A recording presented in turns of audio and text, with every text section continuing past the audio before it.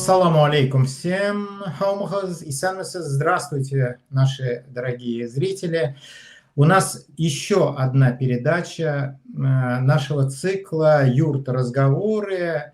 Юрт это и юрта, и наш дом, в который мы сидим, разговариваем с нашими гостями, разговариваем о вопросах, которые нас интересуют, которые нас волнуют и которые, я надеюсь, заинтересуют наших зрителей. Не забудьте, пожалуйста, подписаться на наш канал, поставить какие-то лайки, задать вопросы. Сегодня со мной Рафис Агай, и я его очень хочу поприветствовать. Мы с ним не знакомы были и познакомились не очень давно, начали общаться в интернете. Думаю, что этот разговор вас заинтересует. Рафис Агай, передаю вам слово для приветствия нашим зрителям. Ва алейкум ассалам рахматуллахи баракату. Рамил Куста. Салам. Біздің қардаштар, Рамил Кустаның тамашашылары, Рамил Кустаның әрбір аның сығыштарын қара барған, һәмді мені әдірек білген біздің қардаштарға бітіхінілі қайнар салам. Рахметігі біздің сөйлесуге. Әлбетте менің әдіреккіні қаушауым да бар. Мен алай журналистлар менен сөйлешкен кеше түгел шуңа ниндейдер һезгә каушау не күрһә, мені ғафу итегез.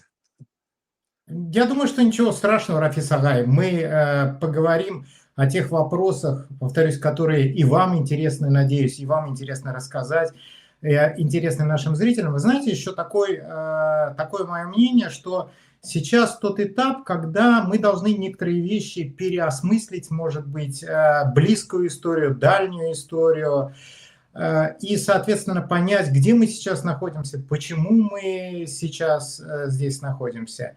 Почему наш разговор с вами возник? Для меня, прежде всего, наверное, такой вопрос. Потому что несколько недель или пару недель назад я увидел ролики в интернете о том, что в США прошел ЙИН, собрание, собрание башкир, много народу, башкирские флаги, дети, мужчины, женщины, вы собрались, провели какое-то мероприятие. Я увидел вас, человека в тюбетейке с бородой, который что-то говорил в микрофон, приглашал гостей. Это ваше мероприятие. Можете про него что-нибудь рассказать? Что это было? Когда это было? Как это было? Сколько народу там было? Алхамдулилlah. Бик яхшы һорау, урынлы һорау. Алхамдулилlah. Бұл башкорт йыйыны дигән йыйынга бик озак килдек. Бик ниһаят, наконец-то урса әйткәндә, ниһаят бұл йыйынды үткәрелде, алхамдулилlah. Бұл махсус, бұл тема бізді бик кайгырткан тема булды инде ул. Ошы башкорт йыйыны дип, мына шунда Америкага килгәчтә 11-12 елларда ук минем балаларым монда күптән килгәннәр инде. Шул вакытларда ук уйланган уйлар ине. Ошы баштагы уйларды тормышка асыру өчен бик озын юллар үтелде. Күп кешеләр менән һөйләшелде, күп кешеләр менән кәңәшләшелде. Шуңа Аллага шөкер, бүгенге көндә шул йыйын үтте. Йыйындың якынлашып килгән һайын, йыйынга якынлап килгән һайын эшләр авырайды. Төрле бәләкәй генә рус әйткәндә детали, бәләкәй генә эшләр күбәйде. Күп эшләрдә эшләнеп бетелмәгән дип кайгыраһың, борсылаһың. Шуңа алхамдулилlah, мына хәзерге көндә инде әдрәк кенә мына берничә көн, 1-2 көн дигәндәй әдрәк кенә тынычланып торам инде. Ул йыйынга безнең мына конкретно дип әйтәгәндә, ул нигә әзерләнер өчен, мына хәзер әйтәм, 1-2-3 ел элек Безнең бер кардәшебез шул таныштык инде монда Америкала. Минем кияү Илмир кияү, бәлки беләһегездер, кызым Регина, алар кемпинглар үткәрәләр инде. Шул кемпингта катнашканда безнең бер кардәшебез белән таныштым. Ул танышкас, ул безнең якташ булып чыкты, бер башка тигездә булып чыкты. Алар менән җәйләп кына һөйләшә торгас, алар теге бер фирма алган булганнар икән. Былтыргы яй булганда инде без бардык. Ул әйткәс, мөмкин барып карарга, шул фирмаларны барып каранык. Карагыз да мин шул кадәр охшаттым, ана безнең Башкортстандың ире һәммәге инде. Шул тикем матур, шул тикем теге ата-әсәйдең йортында һәммәк. Менә Башкортстандың табигате шундай мына ватык трактор ватык тракторлар утырганда ниндидер теге емерек кәртәләр ята, шу теге безнең авылдың неен күреп калдым инде. Менә шундай үткәрергә кирәк. Шуңа нык итеп әзерләнлек башланды. Өмәләр үткәрдек, анда күп тапкыр өмәләр үткәрдек. Ул иде ештердек инде. Ул егет үзе риза булды ысын күңелдән. Әмма ләкин әзрәк кенә теге куркынкыраны, теге шул ниде үткәргәнгә әзер түгел, тегене борсылды инде. Без аны юаттык. Без егетләр 6-7 егет барып без анда эшләнек, өмәләр үткәрдек инде, әзерләндек. Шуңа хәзер шайтып үттек инде, шайтып әзерләнеп үткәреп, алак көнгә тиклем инде эшләр күп булды инде. Менә хатта без шәмбе көнде бардык. Шунда барганда, То есть вот это мероприятие, это на самом деле многолетняя ваша мечта, можно так сказать, то, о чем вы думали много лет, и вдруг в какой-то момент вот собрались, оказалось, что в одном месте, в каком-то собрались, условно говоря, люди, которые хотят, появилось место, где это провести, то есть, ну, совпало несколько таких вот скажем так, случайных, не случайных вещей, которые позволили собрать и провести это мероприятие. Так получается? Шундайлар, ну, йыйын үтте инде. Аны хәзер мин үзем аңа баһа бирә алмайм. Әлбәттә, мин үзем генә түгел бит инде. Монда безнең бу йыйынды үткәрү өчен безгә әйтәм бит, күп эшләр эшләнде. Аннан тыш, без менә шул ел ярым элек дип әйтәйек инде. Бу йыйынды үткәрү өчен Рафис или Рамил, аның улы үткәрде дип әйтмәһен өчен, без менә шунда сит илдәге безнең кардәшләребез, менә сит илдә төрле илләрдә безнең кардәшләребез бар. Шуның арасында Ишмурат хәзрәт, безнең яраткан Ишмурат хәзрәтебез, ул инде безгә шундай тәкъдим бирде. Агай, башкорт халык, башкорт диаспораның бер үзәген эшләргә кирәк дип. Без төрле илләр турында уйланык. Төркия турында, Төркияләндә безнең башкортлар бар, Европала бар, төрле ердә бар, әмма ләкин менә ул әйтә инде Америкала һеҙҙең һымаҡ, безнең эргәләсен әйткәндә башкортлар күп ул. Менә безнең якын туганнар, дуслар, иптәшләр дип әйтәйек. Ямағат безнең монда, Аллаға шөкөр, әлхәмдулилла. Шуңа ул тәҡдим булды инде, Америкала асырға дип, безнең аның өсөн әҙерлекләребез булды бит инде. Без моральный да әҙерлек булдык. Анан тыш безнең әлхәмдулилла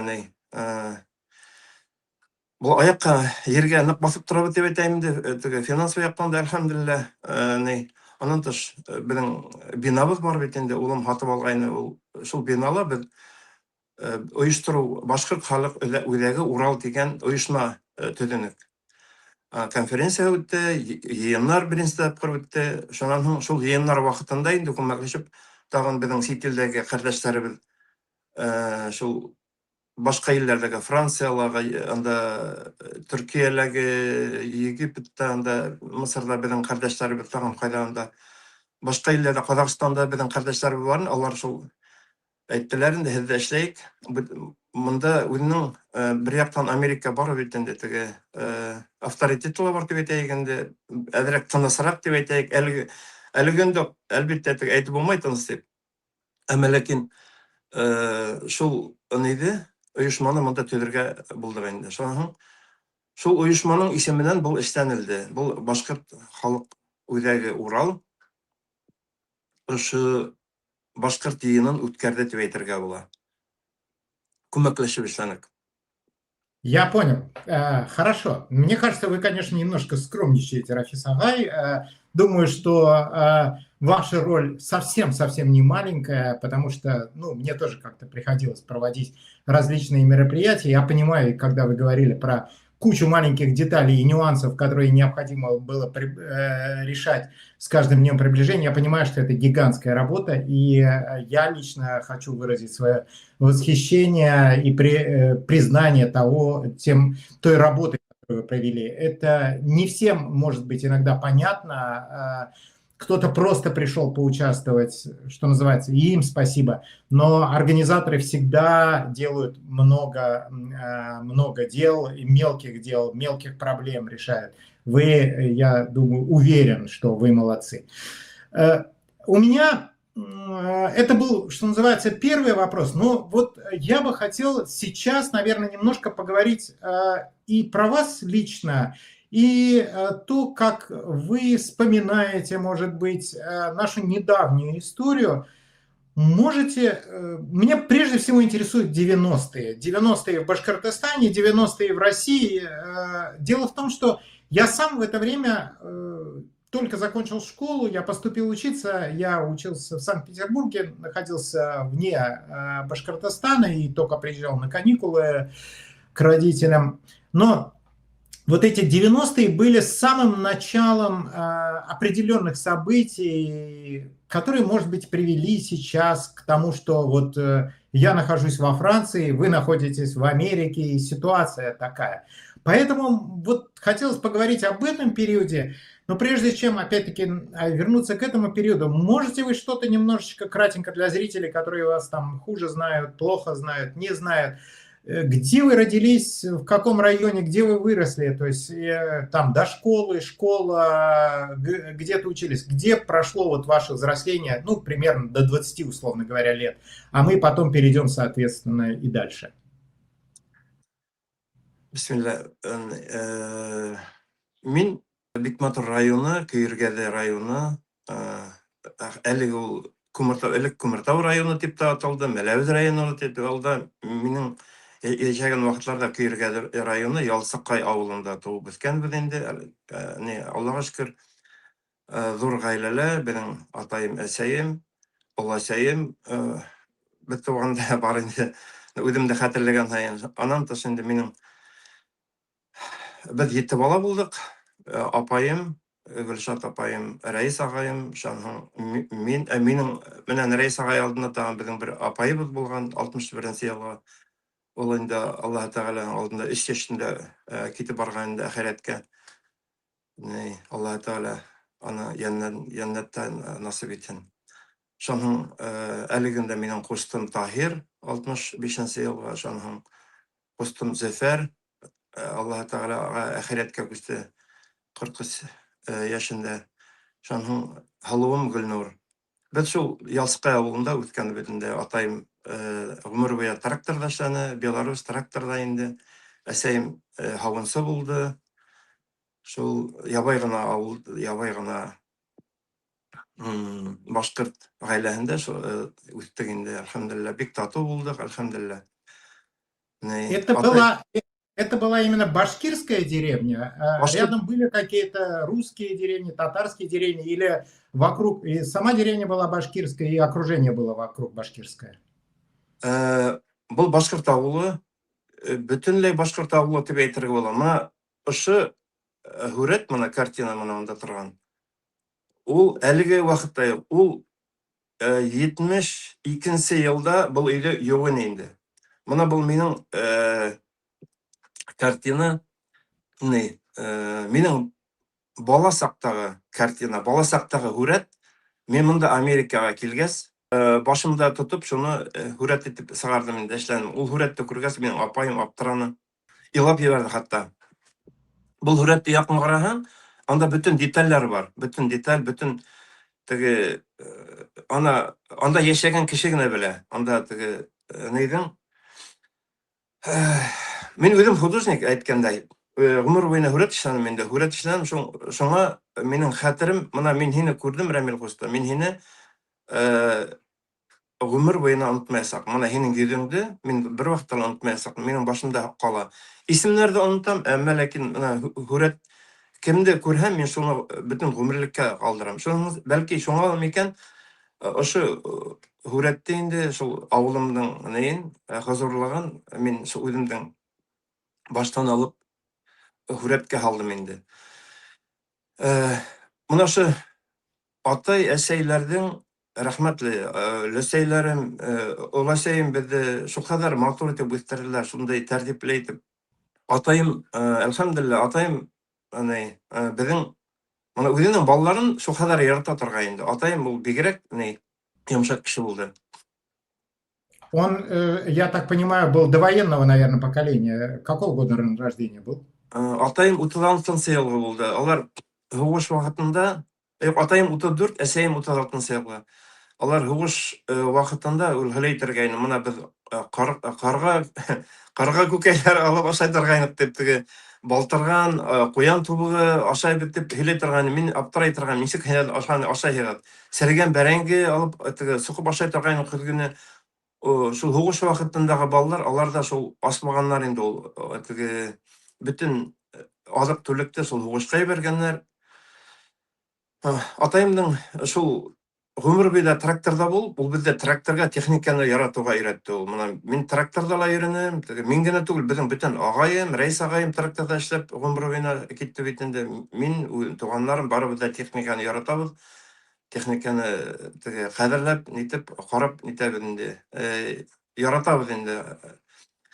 Аннан тыш, әсәем, әлхәмдулилла, әнием, без әсәемдә әсәй дип әйтмәдек, әни дип әйттек. Әни әйткәндәй, робот тымаклар торган, робот тымак. Әсәй арымай торган, шул тикем эште, эшкә егәрле булды, шул тиклем егәрле.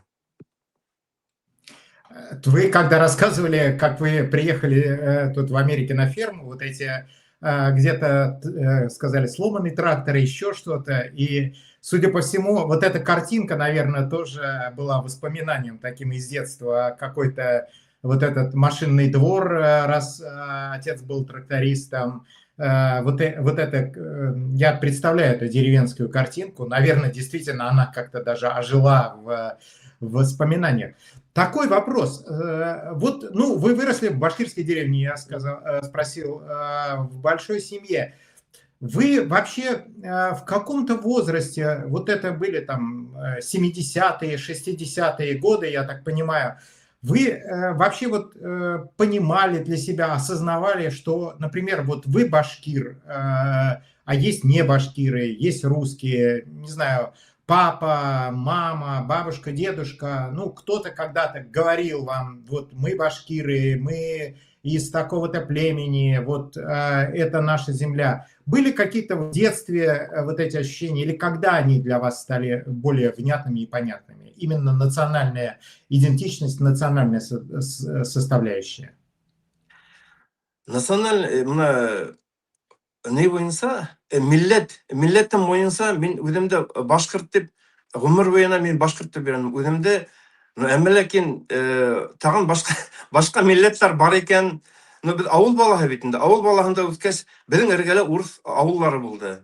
Сергеевка, без Сергеевский дип йөрдек. Лена булды, анда Совет вакытында база төзегәннәр, анда бөтен якын тирәләр, ничектер менә ул искусственно эшләнгән авыллар.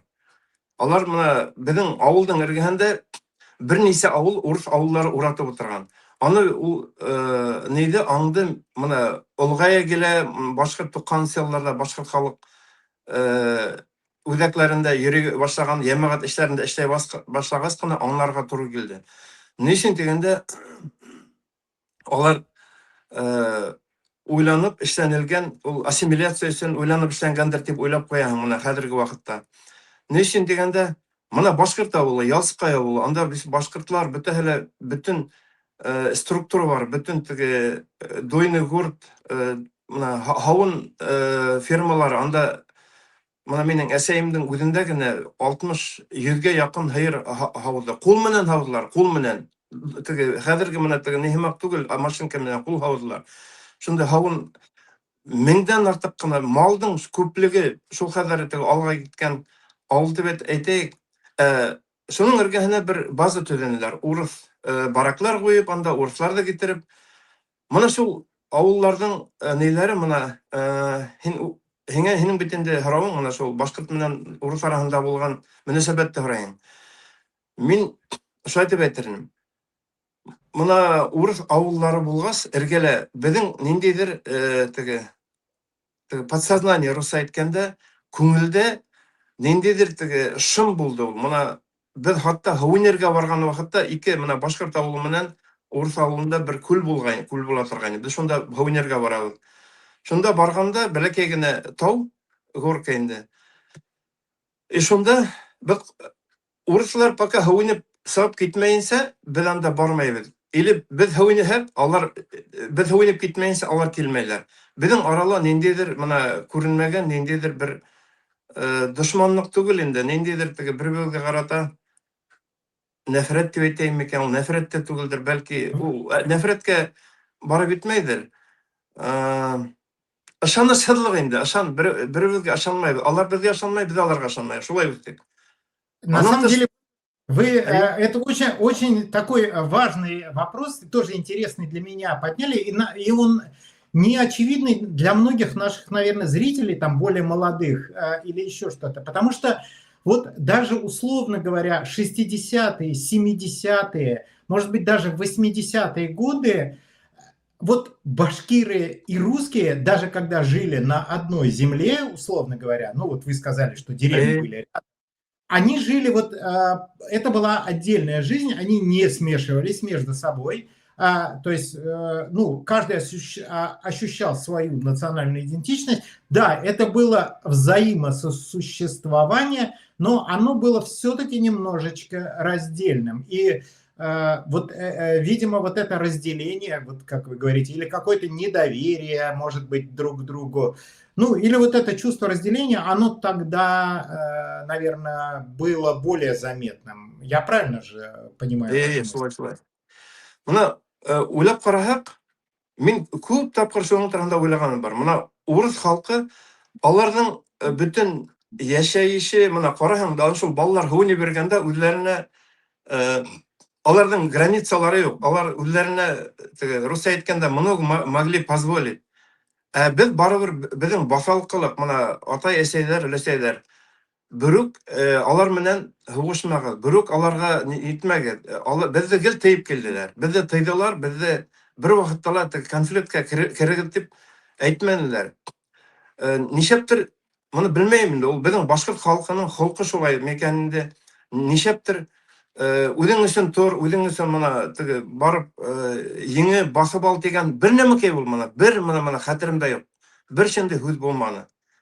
Но әммә ләкин улар яғынан әҙерәк кенә бер бала яңғылыш һәүенеп моны, например, бер бала кемдер шунда тороп ҡалған, бер ике апалы, һылыулы анда ҡустылы бер бәләкәй генә балалар ҡалһалар, шулар туҡмап ҡайтара торғайнылар. Урыҫ балалары беҙҙең яҡты туҡмап ҡайтара торғайнылар.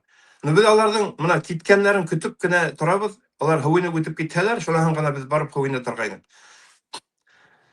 Шуныһын мына ошо һүрәттә лә мына бәләкәй генә ни бар, деталь бар мына шунда. Шул күлдә, шул ул күл үҙе лә ныҡ ҙур түгел ул. Аны трактор менән булдылар. Әммә ләкин шунан аҫтаныраҡ беҙҙең 3 бабай, 3 олатай.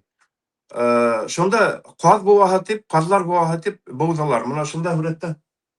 Мына һүрәттә. Мына балалар һүнеп йөрөйҙәр. Шунда ни менән, тиҙәк ниләр менән, кәсләр менән, ситән менән үреп, беҙ шунда эшләнек инде, шунда һүнергә йөрөнөк. Шул тегендә барып, алар менән һуғышмаҫ өсөн беҙ шунда һүнеп, бәләкәй генә инде ул, мына белмәйем, бер киңлеккә бер 4-5 метр микән, оҙонлоҡҡа бер 10 метр микән, шул бәләкәй генә күлдә беҙ шунда рәхәтләнеп һүнә торғайныҡ. Ул үҙебеҙҙең нейебеҙ, күлебеҙ тип, мына беҙҙең үҙебеҙҙең еребеҙ, үҙебеҙҙең мына личное, это наше тигән һымаҡ, мына шундай үҙебеҙҙең береһенеке лә түгел, ни өсөн тигәндә беҙ аны үҙебеҙ эшләнек, үҙебеҙ береһенә лә бәйле түгел, мына шундай хислар хәҙер мына иҫкә төшә инде. Рафиса, вот вы сказали интересную вещь, опять сказали интересную вещь по поводу вот этого ощущения, что и родители говорили, ну, не стоит идти на конфликт, давайте как-то немножечко поспокойнее, там, не будем высовываться, что ли, в каком-то смысле, может быть.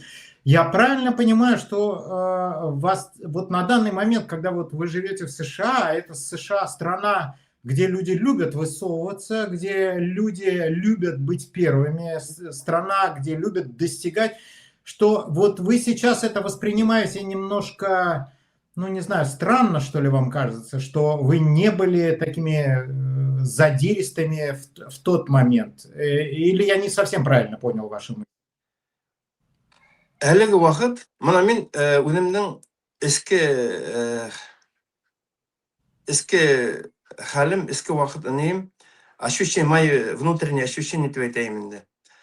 Мына һәрбер милләт, һәрбер милләттең үзенең урыны бар, үзенең йере бар, үзенең дәүләте бар дип әйтәйек. Монда Америкага йиткәч инде, американецларны мен берничек тә аларны мин аларга каршылыгым да юк, бернинди теге аларга нәфрәтем дә юк. Мин аларга риза, менә аларның яшәгәннәре менән, әлбәттә аларның теге дингә карата теге бәлки икенчерәктер. Но әмма ләкин алар үзләрен һәр вакыт әдәпле итеп тоталар. Әдәпле халык. Менә безнең Башкортстанда яшәгән башка урыслар дип әйтәйек инде. Уларга караганда менә американецларның теге моральный яктан улар шул тикем алар өстен. Менә аларга менә ышанырга була дип әйтәйем инде. Ышанырга дип 100% ышанып булмай, әмма ләкин, ну без бары мөселман булгач, без инде икенче төрле итеп карайбыз. Һәрбер безнең ямагаттың һәрбер эшебездә бөтәһеле ислам күзлегеннән карайбыз бит инде. Шулай булгач, алар менән эш эшләргә була. Алар алдамайлар, алар теге доверчивый кешеләр. Менә һин нәмә әйтеп әйттең, алар һиңа ышаналар да куялар. Һинең язуыңда, кулыңда, кагазыңа түгел, менә һинең үзеңә ышаналар алар. Шуның өчен улар менән эшләргә була. Менә бернинди проблема юк алар менән, бернинди проблема юк. Менә без бит инде ялтырга барабыз. Менә Флоридага, кайдалар ялтырга барабыз. Ялаякка, монда безнең яшәгән еребездә Пенсильвания, теге якынса безнең Белорет район һәммәгрәк мин хис итәм инде. Теге урман, кышы, яйы, язы бар, урман, таулар бар бит инде, матур инде. Менә табигатьтә нык охшай менә бунда. Һавалы бар, халкынла, яңгырлы, бөтен теге мезгилләр бар инде. Әмма ләкин теге ялы төресен без ялаякка барып кайтабыз. Улым теге балалар бездә алып баралар, без йөреп кайтабыз инде. Менә шул вакытта, менә барган вакытта, анда бар теге Майами дип әйтәләр инде. Майами эргәһендә анда теге урыслар яшәгән районнар бар инде. Шуның балаларды уйнатырга дип шул теге таулар, бәләкәй генә горкалар, ниләр бит инде, плейграундлар, шунда апарга дип барабыз бит инде. Менә шул бер ничә минут эчендә аларның холыклары күренә менә. Безнең балалар әдәпле, безнең балалар шундай тыйнак кына, ерак китмәйләр, теге улым бар шунда шул тиһәң, анда шуалар интәләр. Ну, урысларның балалары менә баудан ыскынган эт сымак менә. Алар килеп менә бер тапкыр шунда һугыш алып китәләр. Шул бала хакында бер Мария аларның кийин, ну, хукырлар, үзелә хукыр, балаһы ла хукыр инде. Безнең баланы яберлә инде. Безнең баланы төртә итә, ул бәләкәй генә зур бала безнең баланы этеп теге таудан егылып төште. Һәм Рамил минең улым бит инде, теге балаһын теге нишәнте, аны этеп төшерде дип бит инде. Ну шул икәрала менә мәйтәм улым, монда килмәгез, йөрмәгез. Ничә балалар менән мин аларны күргем килмәй менә. Шул хәбәр насколько алар бездә менә мин шунда яшәгәнемә менә куанып яшәйм. Мин анда Башкортстанда булһам, белмәйм, нәмәкәй булып бетерне әлегәндә Аллаһ Тәгалә үзе хаклайдыр инде мине. Ул хаклайдыр. Шул алар менән һәрбер осрашкан һайын алар үзләрен нык менә вульгарный итеп тоталар. Шундай әдәпһез итеп, тәртипһез итеп. Бөтен аларга бөтен нигә алар хуҗа менә бөтен дөньяга, бөтен американецлар да алар яратмыйлар, башкортлар да яратмый, казак, кыргыз берен дә яратмыйлар. Нимә әйтәм, кемдә яратабыз һуң? Без бит менә әлхәмдүлилләh, белмәйм, мин башкортлыгын өчен генә түгелдер, бәлки теге тәрбиялер. Но минең өчен бөтен халыкта бер нидә bir uruгында, бөтәһе bir türlü. Берәүгә лә өстөнлек бирелмәгән. Аллаһы Тәгалә берәүгә лә өстөнлек бирмәгән. Ул бит инде әйтә, Аллаһы Тәгалә мин сезне яраттым, халыклар итеп, төрле халыклар итеп яраттым ди. Һәм бер-берегезне белер өчен ди. Бер-берегезне бер-берегезне өйрәнегез, бер-берегезне белегез. Аннан тыш, үзегезнең тәкъвалыгыз менән, берегез менән күтәрелегез ди. Үзегезнең из-за своей веры, үзегезнең ышанышыгыз, Аллаһы Тәгалә ышанышыгыз менән күтәрелегез, дәрәҗәгезне күтәрелер ди.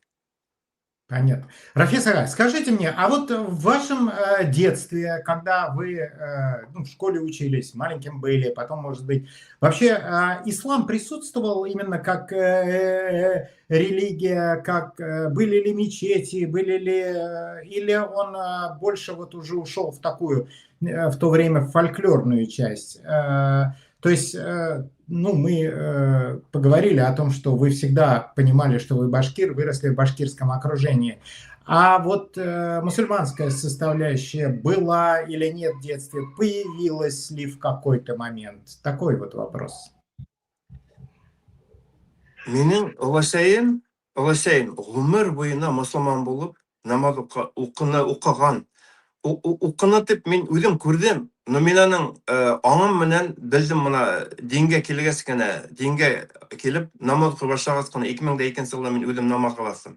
Шунда гына мин аңлай башладым. Оласайым гомер буена намаз укып, бу моны бәләкәй, без бит инде бәләкәй балалар анда, нисә 3-4 яшьлек, 5 яшьлек. Ул безне иртәнсәк моны нигә Рамазан айында бездә сухурга уятырга инде, моны ураза тотырга дип. Без аның менән торабыз, ул безне уята, менә утырабыз, чәй эчәбез, ураза тотабыз, сәхәр ашайбыз бит инде. Шуны өйрәтә торган инде. Аннан тыш, ул әйтте, намаз дип, моны бер һүз ишетмәдем, моны намаз дигән һүзне ишетмәдем бөтенләй дә. Үзе кайдалыр моны безнең бәләкәй генә өй бит, менә ошо өйдә яшәнек. Ошо өйдең бәләкәй зур ягында, мейстең ар ягында бер корма булды. Шул кормага кирип, нәмәкәдер эшләй торган. Нәмәкә эшләгән дисәң, ул моны как будто бер нәмәкә эзләй, моны оказывается, ул анда намаз укыган. Мин аны моны хәтерләйм, нәмәкә нинди какие движения она делала, нәмәкә эшләнеп, мин аны моны хәтерләйм, ул намаз укыган. Берәүгә лә әйтмәде, безгә лә әйтмәде. Ул бер шундай случай булды. Мин нисә яшьтә булды инде комсомолга керер алдыннан, анда нисәнче, 6-нчы, 7-нче, 8-нче классларда булдым икән инде ул. Мин үзем бер яшькә, үзебезнең классташлардан бер яшькә бәләкәйрәк, шунда барганда районга мин бөтенләй ятландым, анда бит инде уставлар бар, анда һәрбер нидән уставы бар. Мин шул кадәр ятландым, тырыштым инде. Шәһәр баргайным. Мине киретмәделәр, алмадылар, Һинең яшең җитмәгән дип мине киретмәделәр. Моны бүтән классташларыбыз алдылар комсомолга, мине алмадылар. Мин кайттым, без автобусга кайттылар, мин кайттым бит инде, кайттым да илайм. Оласайым әйтә, улым, илама, Кирәкмәй ул һиңә, кирәкмәй. Әйтәм, ләсә, нисек кирәкмәй? Минем бүтән әйтәм, иптәшләрем комсомол, мин комсомол түгел. Улым, кирәкмәй. Миңа яйлап кына һөйләне. Кызыллар моны ни вакытында 12-нче елларда кызыллар моны аклар революция гражданнар хугышы булды бит инде. Шунда кызылларның безгә карата карашы шул кадәр ни булды, каты булды. Аклар килеп керһәләр, бер көн аклар алар авылда, бер көн кызыллар ала, бер көн аклар, бер көн кызыллар. Аклар килеп керһәләр, ниндидер азык-түлек ашарга алар һорап кына алалар. Бирегез әле, үзләре һорап, шундай вежливый инде, рус әйткәндә бик тәртипле, әдәпле генә әйтеп һорайлар. Кызыллар килеп керһәләр, весь җимереп бөтен ишеге алдын дөньяларга нәмәгә бар анда, һарайга кирип китәләр, тавыкларны нәмәкә бар, каз, тавык, өйрәк, һыерны итәкләп алып китәләр. Шәм алар килгән вакытта күп тапкыр һыерлар, өйләр бит инде бәләкәй булган, артяктан неменән агасмы тактамы куеп, ялап кына һыерларны үзләренең өйләренең башына кыектың исенә кертеп куйганнар, һыерларны алып китмәһеннәр дип. Шуның өчен минең башымда шул һиңеп калды ана шул ниләр, үзләре ләсәйемдең. Аларга ышанырга ярамай дип. Ну, ул күп һөйләмәне миңа, килеп шундай бәләкәй генә детальләр менә хәзер әлеге минең хәтеремдә. Шуның ислам дигәндә бит инде. Исламды мин аны шул ләшәем дуга кылгандыр дип уйлыйм. Ә, Нейде бөтен менә СССР вакытында, Советтар Союзы вакытында ислам дигән нейде бөтенләй белмәдем.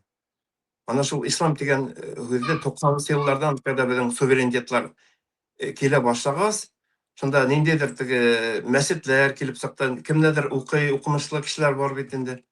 Шунда гына ислам турында мин аңлай башладым. Ислам дип тә уйламадым. Мин үземдә гарәпчә укыйм дип, мин һәр вакыт үземдә ни булды? Блокнот, дәфтәр булды һәр вакыт. Үземә планнар яза торган идем. Моны мин нәмәкәй эшләргә тиешмен. Нәмәкәй киләсәктә мин нинди эшләр өчен менә бүгенге көндә мин нәмәкәй эшләргә тиешмен. Бер атнадан нәмәкәй эшләргә тиешмен. Үземнең планнарым булды. Шул планнар менә яшәдем. И үзем шул вакытта үземә менә күп еллар үткәч, шуны караһам, язганым бит инде. Мин гарәпчә өйрәнергә, укырга тиешмен дип язганым. Мин аны намаз дигәнде лә үзе белмәгәнем. Менә азактан гына теге осознаешь, только об этом шуны аңлай башлайың. Менә күп нәмәкәйләрдә теге нәмәкәйләр рус әйткәндә подсознание һине этәрә. Күңел этәрә. Истәге булган ниндидер теге тәэсиратлар һине этәрә шуңа. Дингә карата. Рафис Агай, а скажите, вот вы начали говорить как раз про изменения в 90-е. Вот исчезновение Советского Союза, вот эта перестройка, вообще где вы физически находились, в каком городе жили в этот момент? Как лично вы тогда восприняли это с точки зрения вот человека? Вы уже, я так понимаю, относительно взрослым были, не ребенком, все-таки в этот момент. И, то есть, молодой человек, но не ребенок. То есть вы могли это с разных точек зрения смотреть. Где вы встретили вот эти 90-е? Что для вас тогда было важным? Не знаю, может быть, что-то тогда удивило, тогда в чем-то захотелось поучаствовать. Можете как-то мне рассказать про свое участие, свое восприятие того времени? Мин яшь вакытта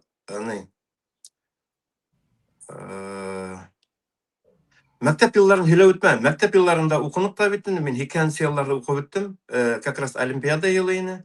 Һәм нигә укырга кирдем?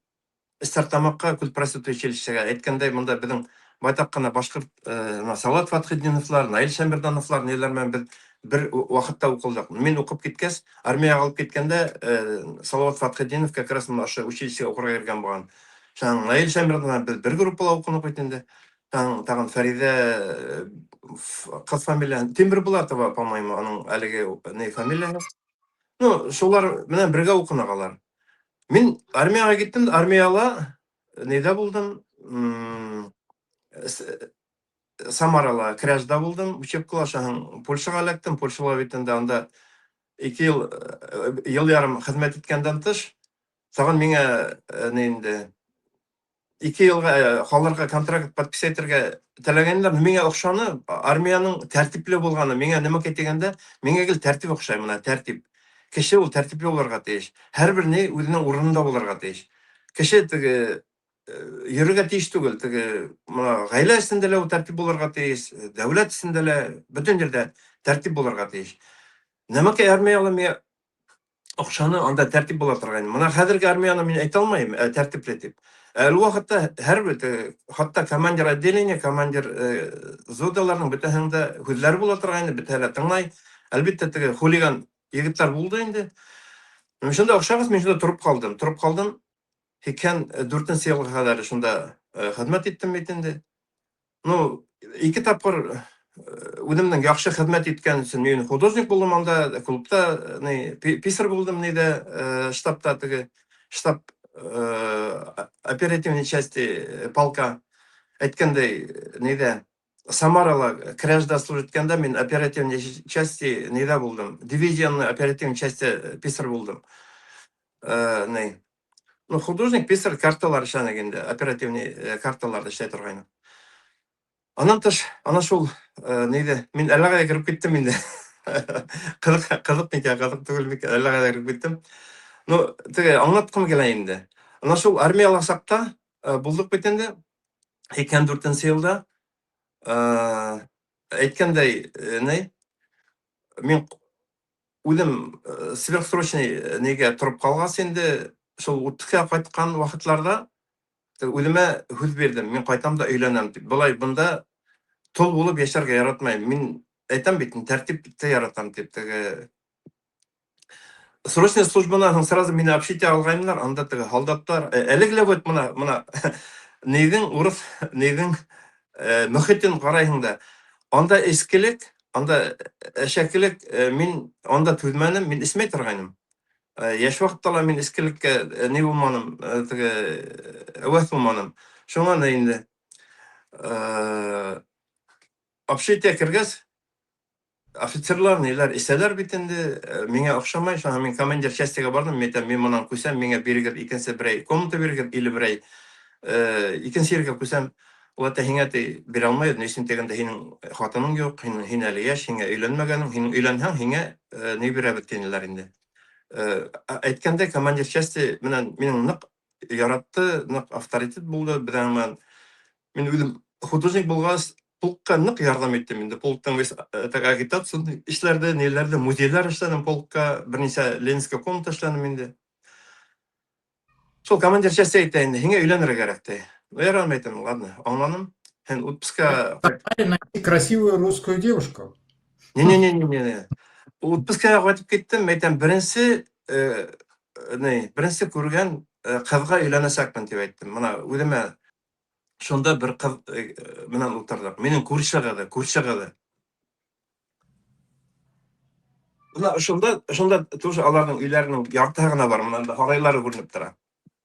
Күрше кызым, мына бергә яшәдек. Автобуста бергә очраштык та, шунда һөйләшеп кайттык, кискене бергә клубка сыктык, һөйләшеп йөреп үземә әйттем, всё, мин бу кызга кайда алам кәләш дип. Үземә халык куйдым, әниләргә, атайларга әйтәм, мин кәләш алам, миңа нигә барыгыз, һөйләшергә барыгыз. Алар аптырыйлар, кемгә дим, менә күрше Мәүлидәгә әйтәм. Алар аптыраштылар. Ничек инде, һин йөргәнең юк, һин йөрмәң аның. Мин әйтәм, йөрмә, мин аны беләм. Бергә уйнадык беләнме, бергә уйнап үстек. Аның апалары, абзылары, мордалары бөтәһе бергә булдык. Күршеләр бар, бер нык тыгыз яшәдек. Алар ярат динеләр, баргайнык. Өйләнү бит тиз генә түгел, ялап. Бұл айтқанда өйләнеп булманы, шо 2 сағатқа әзерләнеп, ата-әсәләр әзерләнешмен де, һөйләшеп, монда никах курып инде, озак итеп, ну, әлхәмдүлилләх, шул процесслар бөтәһе үтте. Анан тыш, хәзер бит инде мына һинең һорауыңа барып бит алмайбыз әле. Булдык та безгә уже 2004 елда анда мин аны сакырып алдым, ул анда килде, яп-яшь кенә кызыкай килде, үзе мин аны каршы алдым, яшәнек шул военный частьта инде. 2004 елда минең срогым үтте, мине уговаривать иттеләр калырга дип, әйдә кал, мен әйтәм, юк, калмайм. Шул 2004 елда без кайттык, монда Башкортстанга кайттык.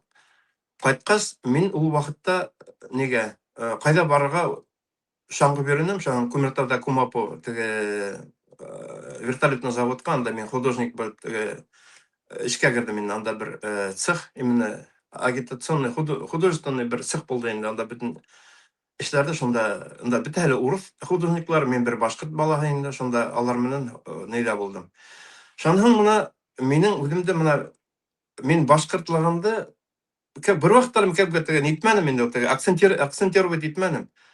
Урыслар моны бөтәһе хөрмәт иттеләр, моны мин бөтәһе менән дә уртак тел таптым. Берәү менән конфликтка керергә тырышмам, берәү менән дә. Моны нинди кеше булса, бөтәһе менән дә яраттылар, бөтәһе военный, әйттем бит инде, военный частьта безнең командир полка, уйлап караһаң, шундый дәрәҗәле кеше бит инде. Мине яратты, командир замполит части бит инде тоже яратты,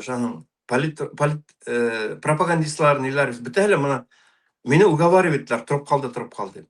Һәм монда кайттык бит инде, нигә ошо заводта эшләгәндә тоже безнең иптәшләр, художниклар бөтәһе башкорт, Олег, анда Виктор, анда кем булды? Сашка, бөтәһе инде шу урыс исемләр булдылар бит. Алар менән яхшы эшләнек, бернинди конфликт булманы, әлхәмдүлилләh. Аннан тыш моны шул 90 еллар мин шунда булып булды. Мин моны ошо нык теге моны 90 елда теге ни вакытында, переворот вакытларында мин телевизор гына күрдем бит инде. Аңламадым, нәмәкәй булганды. Моны без СССР дигән, Россия дигән сүзне мин бөтенләй аңламай идем. Моны нәмәкәй ул Россия, ничә бул Россия? Ничә кичә СССР булды, ничә бүген Россия дип атала ул. Моны шул сүзләрне бәлки теге яшьлек менән аңламаганымдыр инде. Шуның тора бара аны шул 91-нче, 92-нче елларда шуны карайбыз, күренә башланы. Нидә моны ошо автобуста йөргән вакытта башкорт, татар ниләргә, татарча, башкортча сөйләшкән кешеләргә автобуста уже әйтә башлаганнар. Николяк итеп, по-своему, Николяк итеп. Урыслар гел шул тик әйтә торганнар. Хатын битендә тоже гомер буена медик булып эшләне, медсестра булып эшләне нидә. Поликлиникала аңа бәйләнәләр, анда шо бәйләнешә башлаганнар. Моны суверенитет дигән, моны как раз 90 елларда башкорттан суверенитетка бит инде күскән вакытларда шундай моны вакыйгалар була башлаган. Шунда моны күренде инде моны. Оказывается, без башкорт, оказывается, урыс менән башкорт арасында теге әйтәм бит инде, күңелдә подсознаниела утырган инде, утыра аларның моны шундай хулыклары. Азактан моны ошо ниләр күренә башланы инде. Ошо отношениялар, ошо теге трение дип әйтәйемме? То есть это был Кумертау, я правильно понимаю, да, вот эти годы перестройки, это был Кумертау. А скажите, как вы тогда воспринимали, вы вообще что думали тогда про, например, Муртазу Рахимова, может быть, кого-то еще из, ну вот, башкир, которые были во власти или хотели попасть во власть? Вы тогда этим активно интересовались, как-то участвовали? Что думали вы в то время? И изменилось ли ваше мнение сейчас про то время? Ну, ул вакытта инде моны суверенитет вакытында моны мин именно үземнең Кумертау тарафында шул нидән заводтан киттем. 90 елларда эшләр бетте. Заводлар эшләмәй башланы, теге акса булмай башланы. Мин һәр вакыт үзенчә гаиләмдә тәэмин итсен, минең башымда төрле уйлар, төрле идеялар булды. Шунда мин үземнең халәтемдә инде художествода хүрәтләр эшләр, теге хүрәтләр хата торгайным. Хата торгайным шаң нигә тышка эшкә урнаштым, анда теге охранник булган, ябай шаң начальник охраны, начальник караула шунда булып дәрәҗәләр күтәрделәр шаң. Шунда хүрәт эшләнем, хүрәтләрдә алып кайтып, нигә магазиннарга да әйтеп, шул ул вакытта бер нәмәкәй булмады. Бүтән нәмәкәй теге бартер теге һәбәнәһе бер нәмәкәй дә моны акса булмай торган бит инде. Шул вакытта үземнең гаиләне тәэмин итсен, бүтән эштә үземнең бүтән халәтте халдым инде. Аннан тыш моны ошо ни вакытында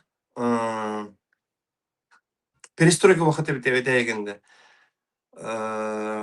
Мин нисектер моны әйтәм дә инде, ошо автобусларда ниндидер теге урамда, анда моны ниндидер теге әдрәк кенә безнең халыкка карата моны әйтәм бит инде, башкорт татар дип әйтәбез инде. Потому что без нык тыгыз бәйле без бер-бер менән. Шул вакытта урысларның ниләре моны тәртипһезлекләре шул кадәр күңелгә тигән. Мин инде бер егетне күрдем дә, егеткә әйтәм бит инде, иптәшкә әйтәм, без алар безгә карата шундый нәфрәтләре бар, безгә бердәмләшергә кирәк, безгә йыелышырга кирәк. Без йыелыша башладык, шул егетне шаң, икенче егетне таптык, өченче шул әйләп кына без бәләкәй генә төркемгә әйләндек. Һәм безнең турала кемнәрдер һөйләй башлаганнар, ул вакытта 90 елларда нидә Кумертауда мафия дип әйтән бандитлар, ниләр теге менә төрмәдән кайткан, алар бит инде төрмәдән күп утырган. Алар менә Медведь дигән мафиозник, анда теге Нестер булды, шулар Мин как раз нейдә эшләгән вакытта, нейдә тестта эшләгән вакытта, ошо Нестер как раз төрмәдән сыккайны, ул кирип сыгып йөри торгайны. Монда эшкә урнашты нигә тестка. Аның иптәшләре кирип йөренеләр. Бәйтен булар ничә биреләр икән, аңламыйм. Кемдер кызлар янына килә, алар исмәйләр, ниләр, шундай вежливый, шундай ни, бер менән дә талашмайлар, спокойно керәләр, сагалар. Адактан гына белдем, алар мафия создавали, алар именно группировка создавали. Минең что башкортлыгымда алар белеп, бәлки шуңа микән инде без әйткәндә алар безгә бернинди дә претензия предъявлять итмәделәр, бернинди дә безгә каршылык күрсәтмәделәр. Ни өчен дигәндә, безнең коралыбыз да булманы, без менә просто башкортлар булдык. Арабызда лидер тип, әллә лидер да булманы, ни, бандитская группировкалар гөрмәне. Без ябайча халыкка ярдәм итеп нитеп йөренек. Шул ошо оешмалар менән булышканда, булар безгә якын килмәделәр. Башка кешеләргә, коммерсантларды, ниләрдә рекетировать иттеләр, ә безгә бернеме дә тыгылмадылар, нитмәделәр. Үзебез башка, алар безләре башка булдылар. Шуның бер гилке бер случай булды. Бер агай инде, ул агай, башкорт халык үзәге нидә тирешмәләр дигәндә бер агай әйтте, һез менә җыештырган, оешканһыз, йөрегез, һез беләсезме, Башкортстанда Башкорт яшьләре иттифагы, СБМ, русча әйткәндә Союз башкирской молодежи дигән бер ни бар дип. Без белмәйбез дип инде. Алар ничек белергә аларны, кайдан, кемнәр алар? Ну, ул әйтте инде, шул берничә фамилия әйттен. Араддин Мөхәммәтов, Артур Иделбаев, анда Баимов. Алар да әйтте бит инде, Ринат Баимов дип. Безгә алар бернәмәкә дә никакой авторитет, бернинди дә ни юк безнең, алар турында мәгълүмат юк инде. Аларда кайдан күрергә бул, алар нәмәкә эшләре ул, хараша башланып. Алар ел һайын менә ягене башкорт яшьләре көннәр үткәрәләр. Менә шунда менә май аенда, менә Күгәрсен районында үткәрергә тиешләр. Без хәзер без дәртләнеп киттек. Без үзебезнең эргәләге кешеләрдә, анда без мәктәптә, башкорт мәктәпләрендә, гимназияларда анда танышларыбыз бар, без йыйдык. Байтак кына кешене йыйдык, машиналарыбыз бар. Бардыр инде, шунда күрештек. Алар бик аптыраштылар инде, шундый дәртле, менә боевой дип әйтәйек инде. Дәртле башкортларның килеп сыкканнар, үзләре аптыраналар. То есть они тоже про вас, хотя приезжали в вашу сторону, но про вас ничего не знали, и тут вы, что называется, большой организованной группой приезжаете к ним навстречу, получается. Да. Но алар дөньяга килмәделәр. Алар кайдадыр икенче районнарга йөргәннәр, но безгә килмәделәр. Күмертау ул сам по себе бандитский город. Ул урыс авылы дип менә. Күмертау, Нефтекамский, Белорет, алар бөтәһе как бы такой русский бандитский городлар дип Башкортстанда шулай дип әйтелә. Салават, кстати, тоже такой бандитский город дип. Ине, шулай йөртелде бит 90 елларда. И булар бәлки шуңа килмәгәннәр инде. Монда без баргас, булар аптыраштылар. Шулай менә дәртле егетләр. Безнең бит үзебезнең менә аш янып тора, дәртләнеп тора. Менә хәзер шуны эшләйбез, буны эшләйбез. Безнең үзебезнең башта планнар бар, язылган. Шулай дип ел һайын йөри башланык, шунда активно йөри башланык инде. Уфага йөри башланык. Үземнең минем машинам булды һәр вакыт. Шул үземнең машина менән йөренем. Кстати, 90 елларда мин үзем 90 елда Польшага барып, тагын машина барып алып кайттым. Машиналар гәнә әйтә башланып, Audi машиналарын барып алып, хатып йөренем инде. Мин шундый әйтәм бит инде, гаиләне тәэмин итүчен төрле ысуллар уйланым инде. Ой, аны һөйләһәң, үзе бер озын история инде. Анда бандит, мафия, неләрдә касып, хугышып дигәндә, анда әлләмкә булып үтте. Аларга барып тормай инде. Шуның шул Анаһын бит инде менә шу Муртаза Губайдуллович дип Рахимовтың неләре хайлаулары булды бит инде. Ул безне алар внедрили менә шу нигә? Союз башкирской молодежи, башкорт яшьләре иттифагына оешманың исендә бергә эшләп киттек инде. Безгә ниндидер мәсьәлә бирәләр, задание бирәләр, без шуны эшләйбез, буны эшләйбез, оештырабыз, монда үзебездән калала оешма төзенек бит инде. Әйткәндәй, безгә калала Күмертауда кала администрациялар безгә нык каршы булдылар. Әйтәм бит, алар урыслар, әйткәндәй, алар мардва дип, алар хәзерге эрзә дип әйтеләме? Аларның ничектер безгә карата шу хәзер нәфрәт, урысларга караганда нәфрәт нык көчле ине безгә, моны нык көчле. Ничектер белмәйм. Бәлки менә безнең ниндидер дәртләнеп йөргән Ну, астыртын инде, астыртын. Мына тиги каршылыклары астыртын из-под тишка дип әйтәм инде, рус әйткәндә. И без алар менән шул каланың администрацияһы гел не булдык. Каршылык, гел шулар менән көрәшеп яшәдек. Безгә һәрбер эшебезне үткәрер өчен, ниндидер ямагать эшен эшләр өчен, ниндидер мероприятие үткәрер өчен алар менән безгә теге көрәшергә туры килде инде. Шуның шундай хайлаулар була торган бит инде төрле. Рәхимовты хайларга икенче тапкыр ул ниткән вакытта, выдвигать иткән вакытта без инде создали штаб поддержку Рахимова дип, монда теге үзебездә Кымыртада организовать иттек инде. Шунда килгәндә без бит инде шундай матур күлмәкләр, кара костюмнар, галстуклар үзебездә гел шундай матур итеп бирергә тырыштык. Тап-таза инде теге интеллигент итеп инде теге әйткәндәй, Союз башкирской молодежи, башкорт яшьләр иттифагының үзенең уставы булды, үзенең катехизисы булды. Катехизис теге инструкция, как бы еврейларда бар бит катехизислар. Шуның һымак бездә лә шул булды. Менә безнең конкретный теге ничек итеп үзеңдә тотырга, үзеңнең башкортлыгыңды, үзеңдә рухыңды күтәрүсен нәмәкәләр эшләргә. Шундый нык рухи яктан не булды инде. Дин турында бер нәмәкә дә булмады. Динде без белмәдек, безнең арала диндә булган кешеләр дә булмадылар.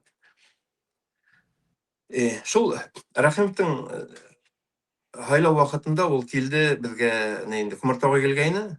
Без үзебезнең нейди белдердек инде. Аңа без создали вот такой поддержку Рахимова штаб. Шуң не бит инде. Һәм дә шу Кумырта калаһында булган ниндидер проблемалар, кемдәдер ябай кешеләрнең ниндидер проблема, кемгәдер квартира, кемгәдер тегене, кемдәдер яберләйләрме? Шундый хатлар бездә бар. Шул хатларды Рәхимов тапшырысын килдек инде. Рәхимов шул урталарга теге майдан сактан монда дворецка күтәрелергә шундый бер генә юл калдырганнар, ике яктан шундый милициялар торалар, ниндидер гражданский киемдә торалар, шунда кешеләр. Шулардан үтеп без Рәхимовка хат тапшырысын безгә безне кертмәйләр. Моны именно безнең безнең 3-4 кеше инде. Башка яшьләр иттифагына инде. Кертмәйләр. Шуның без кер алмадык монда. Һәм булар Ярмолаевка Кыйргәдәгә киттеләр. Кыйргәдәгә киткән вакытта районның үзәгендә түгел, бер Яхшымбәт дигән авылда, анда бер мәктәп аяк магазин астылар. Шул магазин аскан вакытта без шул 3 кеше бардык, кердек. Теге нидән моны ул тоже бер интересный гына бер кызык кына бер хәл булды шунда.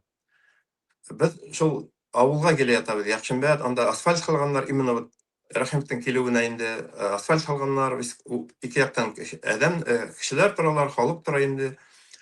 Рәхимов көнендә кирип киткән, нидәйри, магазинда анда теге глава администрация района, глава администрация города йөреп яталар инде. Истә без әле белмәйбез. Без килә ятабыз, костюмнар, күлмәкләр, галстуклар бит инде. Безне бөтәһе каршылайлар, без теге какой-то делегатлар читтән килгән һымак итеп, бөтен авыл халкы безгә карата шундай кул болгайлар инде. Кемнәр белә, кемнәр белмәй бит инде. Шуң килдек. Теге хатларды тапшырырга кирәк. Муртаза Губатовичка. Һәм агайлар әйтәр, давай, Рафис Хингер, һин давай идрак не. Шугыра кайда баркыр. Мин тоттым да калитка моны магазинның нәендә калитка бар, анда милициялар тора, полициялар торалар. Ул вакытта милиция инде. Бер агай, Рафис мурда һин дә алар менән, мин дә шулар менән. Ул мине белмәй, ул минең мине беләләр, в смысле, Рафис икәнне беләләр, башкорт яшьләр иттифагының председателе икән. Беләләр. Кстати, мин әйтеп үтмәдем, шу башкорт яшьләр иттифагының председателе булдым. Шу Кыйргәдә районы, Кумырта районының председателе булдым. Һин алар менән тин, тинем дә һәр кирип китеп. Инде генә кирип нитәм тиһәм, шул тамбур, моның да бер ягында промтоварный, бер ягында продуктовый. Рәхимов менән без очраштык моны ошо тамбурда, бер бәләкәй генә тамбурда бер-бергә каршы очраштык. Мәйтәм, Муртаза Губатович менә без һеҙҙе хуплайбыҙ, һеҙҙең выдвигать иткәнегеҙ өсөн, беҙҙең беренсә менә нейбеҙ. Тип, хатымды һуҙам тиһәм, охранник ошо тип минең килеп сыҡлап, мине ебәрмәй бит инде. Был тор тип, теге үҙе бейек, шундай Муртаза Губатович. Теге охраннигын алып киттера, миңә хатты алдыра. Теге глава администрация безде ебәрмәгән. Алар күзләре ташты инде, аптыранылар. Булды, вообще наглый килде, кирде, хатты берди дип, алар белмәйләр бит нинди хат биргәнде, алар аңламайлар. Может, против них что-то написали, Может, да? против них, может, против них. А фактически, безнең свои проблемы, аларга, алар менән, аларның ни турында түгел, үзенең свои проблемы, халыктың проблемаһы туенса бирдек инде. Ну, шундай ниләр булып алды инде. Шанһың, мына, ни, ошо ниләрдән, ошо ниләр үтеп торды. Ну, төрле событиялар, төрле вакыйгалар булып торды инде. Аларны бөтәһен дә һөйләп тә бетермәй, бәлки генә нидә. Менә хәзер кызып китеп, һөйләргә килә ул, но бер генә бәлки генә нидә һөйләп бетереп булмай. Шанһың, унда инде ошо Башкорт яшьләре иттифагында таныштык бит инде Артур Иделбаев менән, Айрат Дилмөхәммәтов менән, Ринат Баимов, анда башка егетләр менән таныш булдык.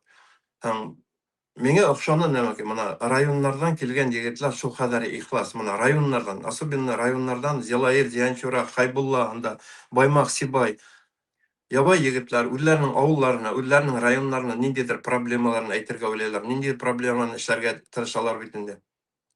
Рафис Агай, мы с вами уже почти час разговариваем.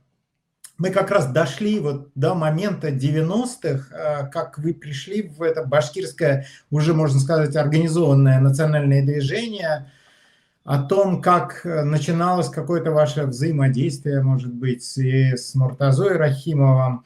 Но я думаю, что если нашим зрителям будет интересно, и вы тоже захотите продолжить этот рассказ вот про 90-е, про изменения в 2000-е, может быть, и почему мы в какой-то момент вроде бы имели суверенитет, у нас был президент, отдельная республика, и в какой-то момент это все стало нивелироваться, исчезать, и где-то было задавлено, и где-то потеряно. Я думаю, что будет зрителям интересно, мы все-таки поговорим об этом в следующей передаче. Как вы к этому относитесь? Готовы, если что, рассказать еще более подробно про 90-е, про 2000-е? Потеряли мы что-то или не потеряли? Виноваты мы или не виноваты мы? Скажите, как вы думаете? Мин риза, мына һөйләргә, мына хәзер һөйләй башлагас, миңа шундай более нирәк, детальный, конкретныйрак һораулар бирһәң, мин алар башыма килеп төшә бит инде. Моны мин әле күп нәмәгә һөйләргә тырыштым, бәлки сумбурный һәмаракта килеп сыккандыр инде ул. Кеше аңланымы, аңламанымы, әмма ләкин моны мин үземнең фикерләрне yetkерергә тырыштым. Минем үземнең фикерем бар. Моны без Башкортстандың әлеге вакыты, әлеге хәле яхшырак булырга мөмкин иде. Яхшырак эшләргә, но Аллаһ Тәгаләнең бөтәһе Аллаһ Тәгаләнең кулында инде. Әмма ләкин шул моментларда әйтеп үтәргә минем хәлләрем бар. Хәлләрем бар иде. Без алар өчен эшләргә тырыштык. Әмма ләкин аны инде хәзер һөйләһәк узакка һузылыр. Иншалла, икенче ниләр эшләһәгез, сакырһагыз, иншалла, мин килермен, һөйләрмен, иншалла. Хорошо. Спасибо большое, Рафис Агай. Спасибо нашим зрителям, которые нас досмотрели до конца. Все-таки, если у вас есть возможность, желание, поставьте какие-то лайки, подпишитесь, задайте вопросы. Во-первых, я думаю, что мы все-таки с Рафисом Агаем поговорим и о персоналиях. Кто-то изменился, кто-то не изменился, с кем-то произошли какие-то трансформации. И если будет интересно, все-таки хотелось бы, может быть, отдельно поговорить про организацию мероприятия вот этого башкирского в США. Может быть, даже мы смогли бы поговорить и о жизни в США, потому что, так складывается жизнь, что башкиры оказываются за пределами Башкортостана, уезжают из России, опасаясь каких-то преследований, образуются какие-то маленькие, большие диаспоры в различных странах, и в США, и в Турции, и в Казахстане, в Европе. Наверное, нам нужно вот по новой как-то собираться, разговаривать, рассказывать о своем опыте. На этом я прощаюсь, и вам, наверное, тоже последнее слово, Рафис Агаев, в этой передаче. Мин бер яктан Рамил Хустаһиңа зур рәхмәт. Мин әлбиттә былай итеп медиа ниләрдә мин әзрәк каушайм. Азактан гына мен әзрәк күңелем асылып китте. Рәхмәт. Һин дә миңа дәрт бирдең. Анан тыш әйтә торган һүзләр күп инде ул. Моны ябай утырганда һөйләшкәндә мин күп кешеләр белән һөйләшергә яратам, яңа кешеләр белән һөйләшергә яратам, яңа йөрде белергә яратам, яңа кешеләр белән танышырга яратам. Ну, киләсәктә инде без барыбер менә һәрбер халык үзенең милләтен турында кайгыртмаһа, бүтән берәүгә дә кирәкмәй. Моны мин бернинди бер халыкка каршы түгелмен. Бер халыкка менә җир йөзендә ничә милләт бар, мин бөтәһен дә яратам, бөтәһенә дә риза. Ни ни ни өчен дигәндә, Аллаһы Тәгалә ул мин бая әйтеп үттем, һәрбер халыкты тигез итеп эшләгән. Бер халыкка зыяным юк, бер халыкка каршылыгым юк. Бөтәһен дә яратам. Шуның мин үземнең халкымды яратканга күрә, үземнең халык турында һөйләргә тырышам. Ниндидер эшләргә тырышам. Кулымнан килгәнчә инде. Баһаны мин бирә алмыйм. Моны халык бирә, кеше бирә. Шуңа инде иншалла тырышайык, һәрбер үзенең халкыбызды яратайык. Эшләргә тырышайык, кулдан килгәнчә. Изгелекләр эшләргә тырышайык. Барыгызга рәхмәт. Караганыгыз өчен. Барыгызга рәхмәт. Ассаламу алейкум ва рахматуллаһи ва баракатуһ.